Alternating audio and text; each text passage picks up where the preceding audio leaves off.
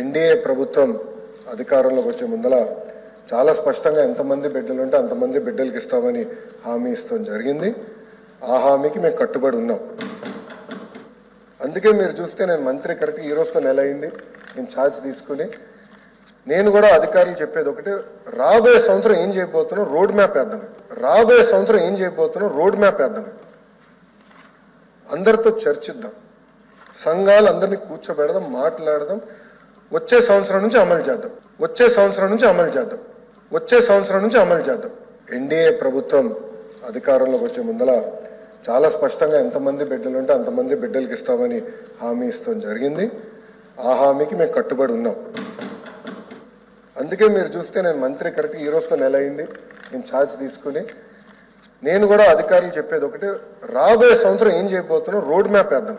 రాబోయే సంవత్సరం ఏం చేయబోతున్నాం రోడ్ మ్యాప్ వేద్దాం. అందరితో చర్చిద్దాం, సంఘాలు అందరినీ కూర్చోబెడదాం, మాట్లాడదాం. వచ్చే సంవత్సరం నుంచి అమలు చేద్దాం. వచ్చే సంవత్సరం నుంచి అమలు చేద్దాం. వచ్చే సంవత్సరం నుంచి అమలు చేద్దాం.